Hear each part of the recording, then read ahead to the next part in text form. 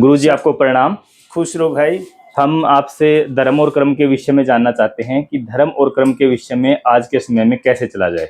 देखिए, धर्म और कर्म जैसे एक गाड़ी के पहिए होते हैं, चाहे आप साइकिल को ही ले लीजिए, मोटरसाइकिल को लीजिए, एक पहिए पर गाड़ी कभी नहीं चलती। धर्म और कर्म दोनों एक गाड़ी के पहिए हैं। जैसा आपका कर्म होगा वैसा आपका धर्म होगा।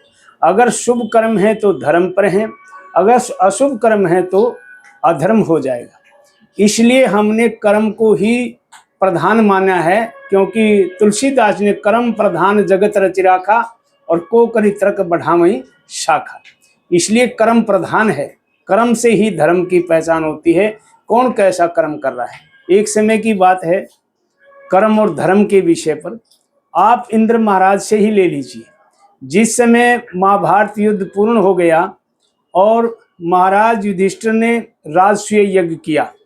राजसूय यज्ञ में भगवान श्री कृष्ण ने सबकी सेवा के लिए अपना खाना पीना में जो पत्तल होती है, पत्तल उठा करके उनका मतलब विसर्जन एक तरफ करना, सफाई करना, ये कार्य को कृष्ण भगवान ने लिया। अब जब राजसूय यज्ञ पूर्ण हो गया, उस यज्ञ में एक चींटा एक छोटे से दाने को उठा करके चल रहा था, जिसकी एक टांग टूट चुकी थी। और वो बड़ा परेशान होकर के उस दाने को वहीं तक ले जाना चाह रहा था जहां पर उसका वो स्थान बना रखा था रहने के लिए, जिसको हम बिल बोल देते हैं। अपने बिल में वो भी एक तरह से अपना रख रखाव के लिए, या कभी दाना ना मिले तो वो भी वहां पर भंडारण करते हैं, छोटे छोटे जीव जंतु भी।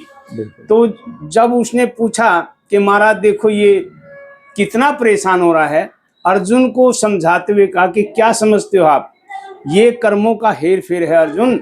ये 14 बार इंद्र बन चुका है, अब तक 14 बार इंद्र बनने के पश्चात में आप उस पद की कितनी बड़ी गरिमा होती है। और ईर्ष्या के कारण अनेक प्रकार से दुष्कर्मों के कारण वहां से भी इंसान गिर सकता है।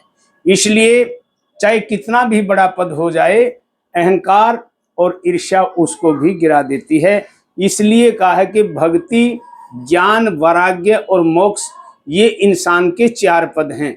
जो मोक्ष पद तक पहुंचता है वो भक्ति से ज्ञान और ज्ञान से वैराग्य भाव को प्राप्त होकर के फिर अपने मोक्ष का रास्ता चुन सकता है। धर्म कर्म से ही बनता है। यदा यदा ही धर्मस्य ग्लानिर्भवति भारता अभ्युत्थानम धर्मस्य तदात्मानं सृजाम्यहम् परित्राणाय साधूनां विनाशाय च दुष्कृतां धर्म संस्थापनार्थाय संभवामि युग युग। गीता में उपदेश देते हुए भगवान श्री कृष्ण ने अर्जुन को ये सब बताया।